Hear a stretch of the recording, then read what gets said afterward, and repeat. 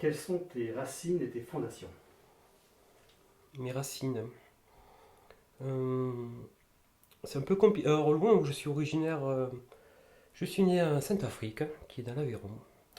Et voilà, j'ai surtout été élevé par mes grands-parents. Parce que j'ai un parcours familial un peu compliqué, atypique, qui fait aussi ce que je suis aujourd'hui, voilà, des faiblesses, mais qui pour moi m'ont rendu fort. Et du coup, j'ai été élevé à un petit village, Péteville de Saint-Afrique de l'Aveyron, par mes grands-parents qui étaient voilà, des personnes de référence fabuleuses pour moi. Et ma grand-mère était autrichienne. Voilà. Et en gros, pour résumer, c'était mon grand-père qui était prisonnier de guerre, qui est resté quelques années après la guerre de 1945, et qui a rencontré ma grand-mère qui travaillait dans une ferme et qui l'a ramené en France et ils ne sont plus jamais quittés. Et qu'est-ce que tu as appris d'eux? Bah, mon grand-père m'a toujours dit tu veux y arriver. Tu veux y arriver, travaille, tu verras, ça payera un jour. Voilà, on ne te payera pas voilà, de belles voitures, etc. Mais si tu veux te la payer, tu te la payeras tout seul. Voilà. Enfin, des exemples très simples. Mais, et en me donnant la chance, les moyens, l'amour, tout pour y arriver. Voilà, pas de contraintes, mais une éducation, je dirais pas dure, parce que, mais des valeurs simples, mais des valeurs justes pour moi. Mes grands-parents habitaient à côté de la Sorgue, qui est une petite rivière. Donc là, j'ai des souvenirs aussi extraordinaires où on construisait des petits radeaux, et mettait des cuissardes et j'avais donc pêche à la truite, pêche au barbeau et franchement il y avait vraiment du poisson, voilà, il y avait vraiment du poisson à l'époque, les petits goujons, les petits vairons, donc ça veut dire que voilà, les produits encore c'était très sain au niveau de la rivière parce que ils ne sont plus là, j'y allais la dernière fois, il n'y a plus rien et les truites sont des truites lâchées et du coup ça m'a quand jeune quand j'allais à la pêche j'oubliais mais quand j'allais rentrer à la maison ce qui allait se passer ou pas.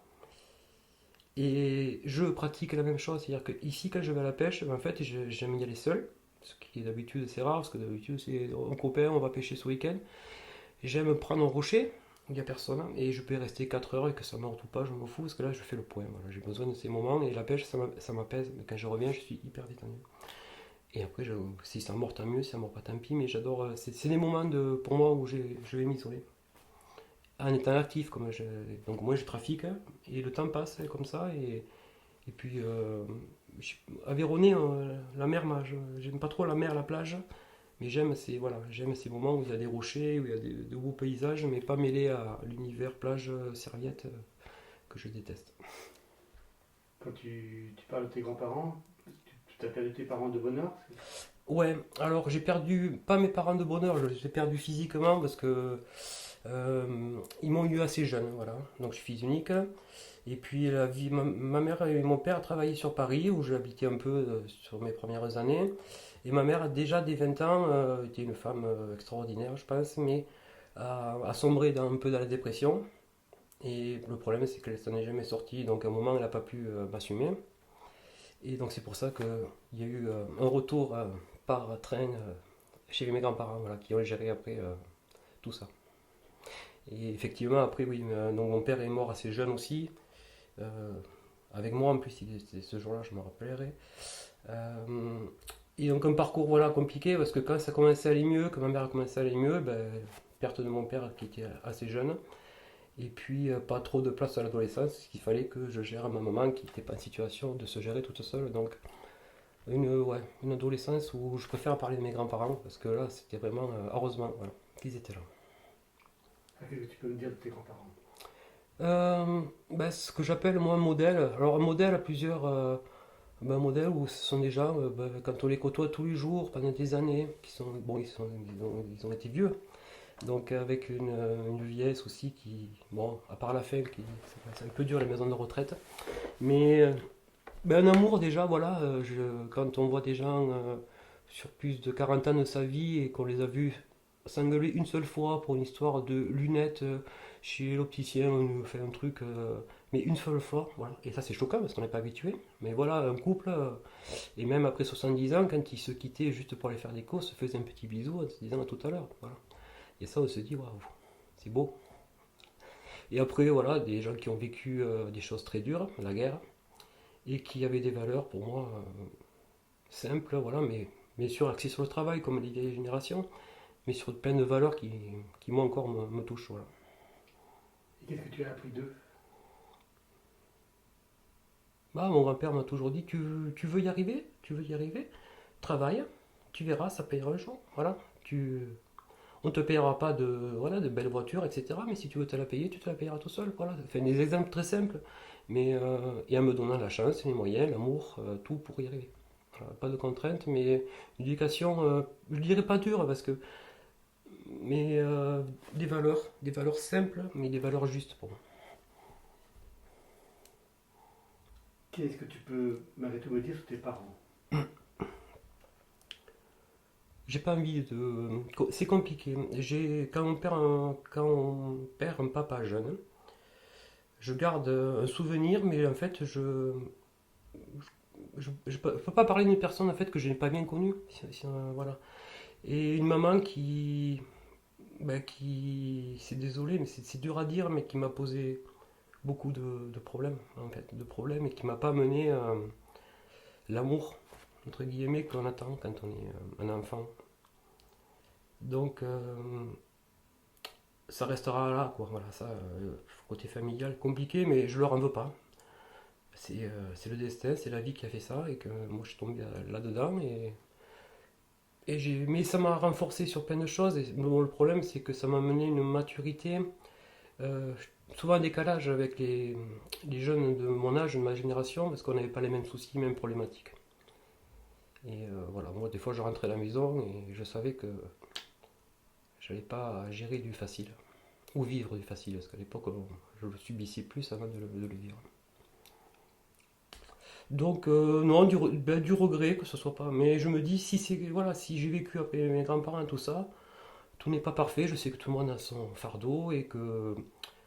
Enfin, j'essaie de pas m'apitoyer. Je vois beaucoup de gens, là, même qui sont encore à 50, 60 ans, et qui parlent de cet héritage, ce boulet qu'ils ont. Et j'ai l'impression que ça les empêche encore d'avancer à leur âge. Voilà. Et moi, ça, j'ai mis ça de côté il y a bien longtemps. Donc là, on en parle, bien sûr, ça me remet dans l'émotionnel. Mais je me suis toujours servi pour me dire, bah écoute, ça t'a donné de la force, ça t'a donné l'envie d'avancer. Et, euh, et pas dire, c'est pas une excuse, voilà. C'est pas une excuse de la vie de dire, mais ouais, mais moi j'étais comme ça, alors j'ai pas pu. Non, voilà. Ça, c'est un message et ça continuera comme ça. Voilà. Pas s'apitoyer sur ça et en tirer ce qui avait intérêt en fait, voilà, pour avancer.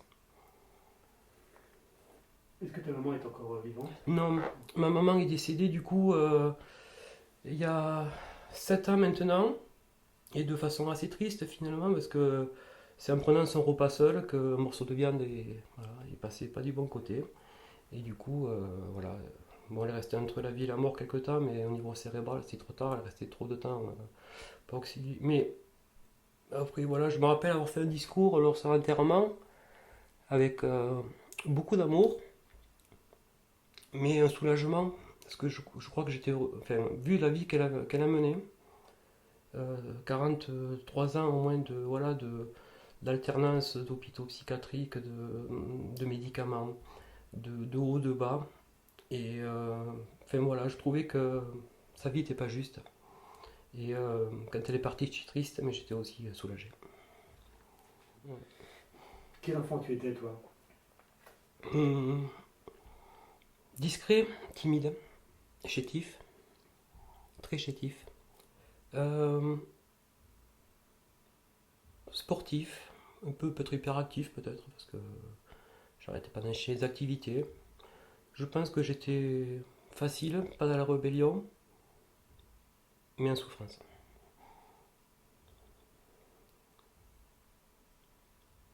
Donc tu es fils unique, c'est ça? Oui. Est-ce que tu as imaginé avoir une fratrie ou comment tu as vécu côté fils unique? Non, en fait là, non, ça m'a jamais enfin, questionné, frère ou sœur, c'était comme ça. Et puis j'étais dans d'autres préoccupations. Après, je me suis dit, quand toi tu seras adulte, est-ce que tu veux avoir un enfant, plusieurs? Non, j'ai laissé faire. Non, j'étais jamais conditionné, j'avais jamais d'idée par rapport à ça. Et j'ai laissé faire ce qui devait arriver. Quand tu étais enfant, Hmm. quels étaient tes rêves?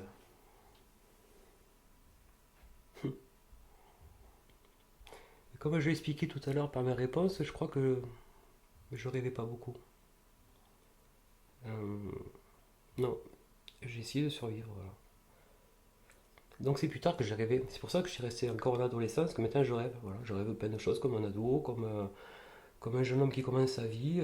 J'ai plein de désirs, de rêves qui peuvent être des fois décalés par rapport à mon âge. Mais non, je rêve de plus en plus en vieillissant. Et non, jeune, je rêvais pas. J'étais très attaché au quotidien à mes tâches que je devais faire, m'en sortir. Et non, le rêve, c'était peut-être quand je dormais, effectivement, mais éveillé, non, pas spécialement de rêve, non. Tu étais trop dans le concret, dans le réel, à aider ta mère, c'est ça? Ouais, à aider. Non, à l'époque, j'étais pas là pour aider, j'étais là pour subir et essayer de comprendre. Et ouais, j'étais pas dans le rêve, non, j'étais ouais, comme dans le concret de la vie, chaque jour, voilà, comme quelqu'un qui va au travail, en fait. Je me sens plus libre maintenant que quand j'étais jeune, petit. Quelles étaient tes tâches? Mes tâches, c'était simple, c'était en fait, je crois que je me suis toujours octroyé un emploi du temps très très chargé pour pas penser. Et ça continue, voilà. J'aime bien être hyper actif. Alors j'avoue que maintenant le canapé ça me va bien aussi devant un match de foot. Mais le confinement m'a fait aussi beaucoup évoluer et vieillir de coup je crois parce que j'ai beaucoup fait moins, j'étais moins actif ces derniers temps. Mais mes jeunes j'avais besoin, voilà, c'était l'école, l'entraînement le soir. Si je pouvais enchaîner je faisais même du foot en même temps. Et le week-end ben, c'était des compètes, des déplacements. Et les vacances c'était des stages parce que j'étais l'équipe Midi-Pyrénées donc à un assez bon niveau. Et donc j'avais toujours des stages où je partais en compétition et je partais loin les week-ends. J'étais jeune, mais je partais déjà à Bordeaux, donc beaucoup de routes. Et moi ça m'allait très bien, j'étais crevé, mais de la fatigue physique. Voilà. Là, tu parles de tennis de table. Ouais, tennis de table. Est-ce que tu peux nous parler de ton arrivée dans ce sport-là et comment Par, tu as évolué? par hasard, là c'était vraiment.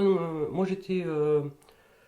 j'avais un papa qui était footeur, donc j'ai commencé à faire du foot où j'étais dans l'équipe d'Aveyron, j'étais avant-centre. Et puis j'étais à l'école privée, à l'école élémentaire, et il y avait un curé qui avait organisé, qui adorait le tennis de table, et qui avait monté des tables et qui nous prenait comme ça sur le midi 2. Donc j'ai commencé là. Et puis j'ai rencontré, parce que Saint-Afrique c'était une petite ville, mais c'était un club déjà qui au niveau tennis de table, il y avait un homme qui était Monsieur Jimenez André, qui était brocanteur et qui avait une passion pour ce sport et qui a donné sa vie à ce sport, et d'ailleurs il y a encore. Et il y a eu des rencontres qui se sont faites, et puis malgré qu'on était à un petit niveau, voilà, on commençait, mais on était un peu repérés à mon cousin, voilà, qui était proche de moi, qui a un an de moins. Il nous a un peu repérés, donc à partir de là, il nous a fait venir au club. Un entraînement, deux entraînements, puis c'est devenu deux, trois. Puis moi, le problème, c'est que je voulais pas arrêter le foot. Alors j'étais obligé de mentir une fois en disant que j'étais malade et je suis pas allé au foot. Sauf que j'ai fait une compétition où c'était à Midi-Pyrénées et j'ai fini second donc de Ligue Pyrénées. Et du coup, il y a eu le Midi Libre qui a eu une bonne idée de faire un article avec une photo. Donc le club de foot, ben, c'est pas passé. Ils m'ont dit, il faut faire un choix, Bruno. Donc, mais le choix, pourquoi j'ai pris le sport individuel? Parce que j'avais trouvé une famille en fait, petite famille. Voilà. Et donc là, c'est avec des gens avec lesquels on passait 3 fois par semaine ensemble, les week-ends. Et ça sur toutes les années collège et lycée. Et après, un regret, voilà, un regret, c'est que à 13 ans, j'ai été repéré pour être au CREPS de Montpellier, pour être pris au CREPS de Montpellier, donc là, pour accéder au haut niveau. Et là, ma famille a dit, on peut pas, quoi. Voilà. Après, regret, non, parce que je me dis, tennis de table, j'étais entraîneur à une époque, quand je commençais jeune, j'étais entraîneur. Mais j'aurais pu être un joueur, je pense, de bon niveau national, peut-être, hein, m'entraînant correctement. Mais c'est pas un regret. J'aime bien rester sur peut-être. Voilà. Mais comme je fais plein de choses, je me dis, c'est comme ça. Voilà. Mais c'est sûr que le crêpe, si j'avais été. Oui, je me serais investi à 100%, j'aurais fait que ça. Tu as évoqué un cousin. Ouais, Tu avais des enfants de ton âge de famille mon cousin. Et, en fait, c'est un cousin qui est arrivé du côté de ma maman, parce que du côté de ma maman, donc c'était le frère donc son papa est le frère de ma mère. En fait, son papa, en fait, quand mon oncle s'est marié, Jérôme est arrivé, mais il avait déjà 7 ans. Voilà. Sa maman l'avait déjà eu auparavant, donc il n'avait pas de papa. Donc, il s'appelle Jérôme. Et donc, il est arrivé du jour au lendemain dans ma vie. Voilà, il devait avoir, je ne me rappelle plus si moi j'avais 7 et lui 6, mais ça a été intense, c'est-à-dire que c'est devenu le frère, le frangin, voilà, du jour au lendemain. Donc les mêmes activités, les mêmes sports, et tout, voilà, on se voyait. Mon oncle me gardait aussi beaucoup à la maison, donc je dormais beaucoup, enfin on se quittait pas, quoi, voilà. Donc du jour au lendemain, j'ai eu presque un frère. Mon cousin, voilà, très proche, mais très compliqué relationnel, voilà, avec le temps, hein. Parce que du coup, qui dit compétition, tennis de table, dit, surtout à cet âge-là, voilà. Tension, toujours à la compétition, et on s'est rendu compte qu'on a construit notre vie, ouais. Même encore aujourd'hui, quand on se voit, ça va être, ouais, ma fille, moi. Enfin, on n'est pas sorti de ça. On est toujours on est toujours en train de s'affronter, en fait. Et ça, c'est le sport qu'il a créé et la compétition, voilà. Et après, par contre, là où, ouais, parce que lui, il est allé au Krebs, voilà. Et moi, j'ai pas pu. Mais c'est pas grave, c'est notre parcours. Mais finalement, je regrette parce que je pense que ça nous a mis. On avait une complicité comme des frères, voilà. On passait toujours notre temps. Et ça nous a mis plus maintenant avec le temps, avec des relations pas super saines. Voilà. Toujours liées à qui est le plus fort.